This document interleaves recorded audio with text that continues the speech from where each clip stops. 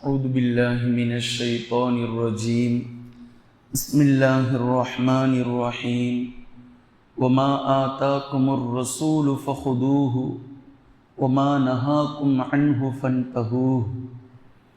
கண்ணியத்திற்குரிய அல்லாஹ்வின் அடியார்களே, ஹதீஸ் கலையை சுருக்கமாகவும் தெளிவாகவும் நாம் சிறுக சிறுக பார்த்து வருகின்றோம். அதில் நேற்று வரை நபி ஸல்லல்லாஹு அலைஹி வஸல்லம் அவர்களுடைய ஹதீஸ்களை தொகுத்த விஷயத்தில் 3 தலைமுறையினர்களை நாம் பார்த்திருக்கிறோம். பின்பு அதற்கடுத்ததாக இப்போது 4வது தலைமுறையினர்கள். இவர்கள் இமாம் புகாரி, முஸ்லிம் ரஹிமஹுமுல்லாஹு அலைஹிமா. இந்த இமாம்களுக்கு பின்னால் எந்த 6 கிதாபுகளை நாம் முன்னிலைப்படுத்தி வைத்திருக்கிறோமோ, இந்த 3ஆம் தலைமுறையினர்களுக்கு பின்னால் 4ஆம் தலைமுறை இமாம்கள் துவங்கினார்கள். அப்படிப்பட்ட அந்த வரிசையில் இமாம் தபரானி, இமாம் ஹாக்கிம், இமாம் தாரகுத்னி, இமாம் இப்னு ஹிப்பான், இப்னு ஹுசைமா, இமாம் பைஹகி, அல்லாஹ் அத்தனை நபர்களின் மீதும் அருள் புரியட்டும், இவர்களுடைய கிதாபுகள் 4ஆம் தலைமுறையினர்களால் வெளியிடப்பட்டது. இப்போ இவர்கள் ஏற்கனவே 3ஆம் தலைமுறையினரான இமாம் புகாரி, இமாம் முஸ்லிம் ரஹிமஹுமுல்லாஹு அலைஹிமா அவர்கள் எந்த நிபந்தனைகளை வைத்தார்களோ அதே நிபந்தனைகளோடு ஹதீஸ்களை தேடினார்கள். மேலும் சஹீஹான அவர்களுக்கு நிபந்தனைக்கு உட்பட்டு இருந்தும் எந்த ஹதீஸ்கள் 3ஆம் தலைமுறையினர்களான இமாம்களால் விடப்பட்டனவோ அந்த ஹதீஸ்களை எல்லாம் தொகுத்தார்கள். அதாவது இமாம் புகாரி ரஹிமஹுல்லா, இமாம் முஸ்லிம் ரஹிமஹுல்லா இவர்கள் சஹீஹான ஹதீஸுக்கு நிபந்தனைகளை வைத்து அந்த ஹதீஸ்கள் அவர்கள் பதியாமல் விட்டிருந்தால் அந்த ஹதீஸ்களை எல்லாம் இவர்கள் தொகுத்தார்கள். அப்படி தொகுத்ததில் இமாம் ஹாக்கிம் ரஹிமஹுல்லா அவர்கள் முஸ்ததரக் அஸ்-ஸஹீஹைன், முஸ்ததரக் அல் ஹாக்கிம் என்ற நூலை எழுதியிருக்கிறார்கள். அதாவது இமாம் புகாரி ரஹிமஹுல்லா அவர்களுடைய நிபந்தனைக்கு உட்பட்ட ஹதீஸை அவர்களுடைய வாழ்வில் விட்டிருந்தால் அந்த ஹதீஸை இவர்கள் கிதாபிலே பதிவு செய்துவிட்டு அதற்கு கீழாக எழுதுவார்கள், இந்த ஹதீஸ் இமாம் புகாரி ரஹிமஹுல்லா அவர்களுடைய இலக்கணத்திற்கு உட்பட்டது என்று குறிப்பிடுவார்கள். அதே போன்று அடுத்த ஹதீஸை எழுதிவிட்டு அதற்கு கீழாக எழுதுவார்கள், இந்த ஹதீஸ் இமாம் முஸ்லிம் ரஹிமஹுல்லா அவர்களுடைய இலக்கணத்திற்கு உட்பட்டது என்று எழுதுவார்கள்.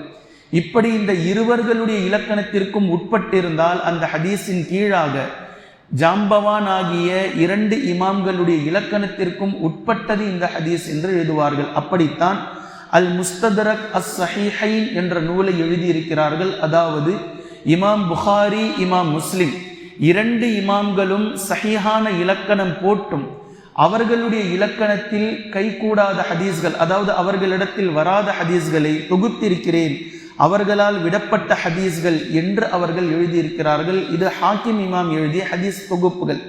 அதே போன்று இமாம் தபரானி ரஹிமஹுல்லா அவர்களும் எழுதினார்கள். அவர்கள் 3 நூல்களை எழுதினார்கள். முதலாவது நூல், அதற்கு அவர்கள் பெயர் வைத்தார்கள் முஅஜம் என்று பெயர் வைத்தார்கள். முஅஜம்னா என்னன்னு நான் சொல்றேன். இப்போ அவர்கள் முதலாவதாக தபரானி அல் குப்ரா அல்லது அல் கபீர், தபரானி கபீர் என்ற கிதாபை எழுதினார்கள். இதில் கிட்டத்தட்ட 25,000 ஹதீஸ்களை அவர்கள் கொண்டு வந்தார்கள். பின்பு அதே போன்று முஅஜம் அல் அவுசல், இமாம் தபரானி ரஹிமஹுல்லா அவர்கள் எழுதிய அல் முஅஜம் அல் அவுசல் என்ற புத்தகத்தை தொகுத்தார்கள். இதில் அதைவிட சற்று குறைவான ஹதீஸ்களை தொகுத்தார்கள். பின்பு அதே போன்று முஅஜம் அஸ்-ஸூரா அல்லது அஸ்-ஸகீர் என்ற 3வது நூலை தொகுத்தார்கள். இதில் அதைவிட 2வது நூலில் தொகுத்த ஹதீஸ்களை விடவும் குறைவான ஹதீஸ்களை தொகுத்தார்கள். இது 4ஆம் தலைமுறையினர்கள் செய்த இந்த வேலைகள். இப்போ மீண்டும் உங்களுக்கு ஒரு முறை நினைவூட்டுகின்றேன், நன்கு யோசித்து பாருங்கள். முதலாவதாக முதல் தரத்தில் தொகுத்த அந்த ஹதீஸ் தொகுப்புகளுக்கு அந்த மார்க்க அறிஞர்கள் முஸ்னத் என்று பெயரிட்டார்கள். நீங்க ஹதீஸ் கலையில இந்த பெயரை நீங்க கேள்விப்படலாம், முஸ்னத் என்று சொன்னால் சஹாபாக்களை மையமாக வைத்து அவர்களுடைய புத்தகத்தில் ஹதீஸ்களை தொகுத்த நூல்களுக்கு முஸ்னத் என்று சொல்லப்படும். அதாவது அபூபக்கர் சித்தீக் ரலியல்லாஹு அன்ஹு அவர்கள் அறிவித்த ஹதீஸ்கள். அப்ப இதுல தலைப்பு இருக்காது. தொழுகையை பற்றியும் அபூபக்கர் சித்தீக் ரலியல்லாஹு அன்ஹு அவர்கள் அறிவித்திருப்பார்கள், நோன்பை பற்றியும் அபூபக்கர் சித்திக் ரலியல்லாஹு அன்ஹு அவர்கள் அறிவித்திருப்பார்கள். ஹஜ்ஜை பற்றியும் அபூபக்கர் சித்திக் ரலியல்லாஹு அன்ஹு அவர்கள் அறிவித்திருப்பார்கள்.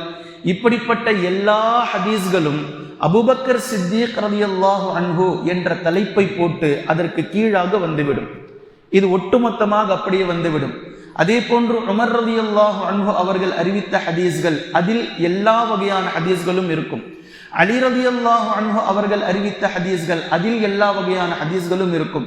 இதுதான் அவர்களுக்கு தலைப்பை தவிர ஒவ்வொரு பாடமாக பிரித்து உது செய்வதை பற்றிய பாடம், தொழுவதை பற்றிய பாடம், குர்ஆன் ஓதுதலை பற்றிய பாடம், இரவு தொழுகையை பற்றிய பாடம், வித்ரு தொழுகையை பற்றிய பாடம், இப்படி தலைப்புகள் அந்த கிதாபுகளில் இருக்காது. அதற்கு பெயர் முஸ்னத்.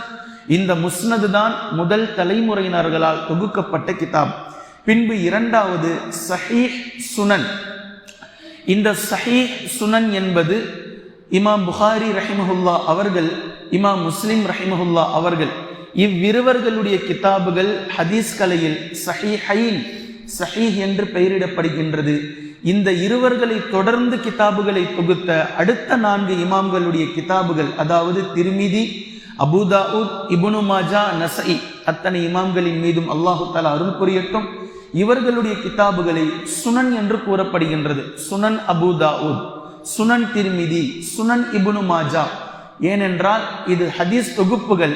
இதில் பலவீனமான ஹதீஸ்களும் இருக்கும். அந்த ஹதீஸ்களுக்கு கீழாக அந்த இமாம்களே கோடிட்டு இருப்பார்கள், இது என்னிடத்தில் பலவீனமானது, இது இமாம் புகாரி ரஹிமஹுல்லா அவர்களுடைய இலக்கணத்திற்கு உட்படாதது, இந்த ஹதீஸ் இமாம் முஸ்லிம் ரஹிமஹுல்லா அவர்களிடத்தில் பலவீனமானது, இந்த ஹதீஸ் இமாம் முஸ்னத் ரஹிமஹுல்லா, அதாவது முஸ்னதை தொகுத்தாங்களே, அவர்களுடைய இலக்கணத்திற்கு உட்படாதது, உட்பட்டது என்றெல்லாம் அந்தந்த ஹதீஸ்களிலேயே அந்தந்த ஹதீஸ்களுக்கு கீழாக தொகுக்கப்பட்டிருக்கும். பின்பு 4வது இன்று நாம் பார்த்த பாடம் முஅஜம். முஅஜம் இமாம் தபரானி ரஹிமஹுல்லா இவர்கள் தொகுத்தது. முஅஜம் என்று சொன்னால் உஸ்தாதுகளை தலைப்புகளாக போட்டு தொகுக்கப்பட்டது. எப்படி சஹாபாக்களை தொகுப்புகளாக தலைப்புகளாக போட்டு தொகுக்கப்பட்டதோ, அபூபக்கர் சித்திக் ரலியல்லாஹு அன்ஹு, உமர் ரலியல்லாஹு அன்ஹு, அலி ரலியல்லாஹு அன்ஹு என்று சஹாபாக்களை தலைப்புகளாக வைத்து அவர்கள் அறிவித்த ஹதீஸ்களாக கொண்டு வரப்பட்டதோ, இதே போன்று இந்த கிதாபை தொகுத்த ஆசிரியர்கள் இவர்கள் என்ன செய்திருப்பார்கள் என்றால், உதாரணமாக இமாம் தபரானி ரஹிமஹுல்லா அவர்கள் யாரிடமிருந்தெல்லாம் கல்வியை கற்றார்களோ, ஹதீஸ்களை எடுத்தார்களோ, உதாரணத்திற்கு ஒரு 6 உஸ்தாதுகளிடம் அவர்கள் ஹதீஸை கற்றிருந்தால் அந்த 6 உஸ்தாதுகள் தான் இவர்களுடைய தலைப்பு. இப்ராஹிம் என்ற உஸ்தாதிடம் இருந்து அவர்கள் கற்ற ஹதீஸ்கள் எல்லாம் அந்த இப்ராஹிம் என்ற தலைப்பின் கீழாக வந்துவிடும். இஸ்மாயில் என்ற உஸ்தாதிடம் கற்ற ஹதீஸ்கள் எல்லாம் அது கீழாக வந்துவிடும். முஹம்மத் என்ற உஸ்தாதிடம் கற்ற ஹதீஸ்கள் எல்லாம் அதற்கு கீழாக வந்துவிடும். அப்துல்லா என்ற உஸ்தாதிடம் கற்ற எல்லா ஹதீஸ்களும் அதற்கு கீழாக வந்துவிடும். இதற்கு முஅஜம் என்று பெயர். முஅஜம் என்று நீங்கள் ஹதீஸ் கலையில் கேள்விப்பட்டால் அது உஸ்தாதுகளை தலைப்புகளாக வைத்து தொகுக்கப்பட்டது என்று நீங்கள் புரிந்து கொள்ளுங்கள். அதே போன்று அல் முஸ்ததரக் என்றால் சஹீஹைன் 3ஆம் தலைமுறையினர்கள் இமாம்களால் விடப்பட்ட ஹதீஸ்களை தொகுத்த ஹதீஸ்களுக்கு பெயர் அல் முஸ்ததரக், அல் ஹாக்கிம், அல் முஸ்ததரக், அஸ் சஹீஹைன் என்றெல்லாம் பெயர் வைத்தார்கள். இந்த விஷயங்களை இன்ஷா அல்லாஹ் நாம் இன்று தெரிந்து கொண்டிருக்கிறோம். இதை தாண்டி இன்னும் பல விஷயங்களை நாம் தெரிந்து கொள்ள வேண்டும்.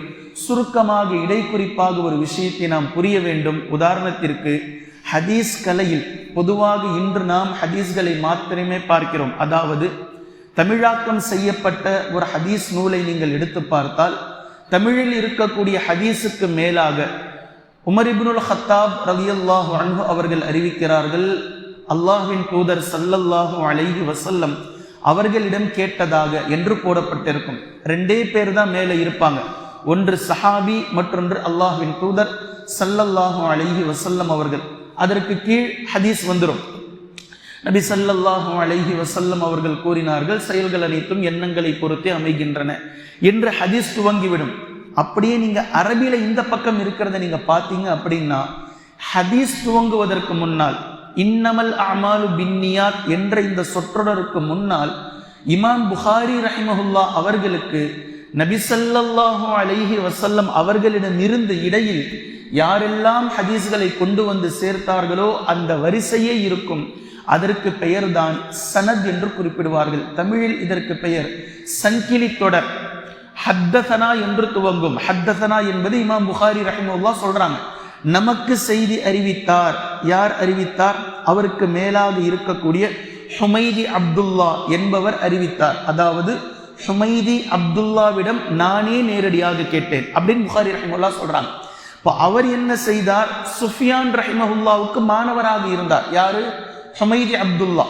அவர் சுஃபியான் ரஹிமஹுல்லாவுக்கு மாணவராக இருந்தார்.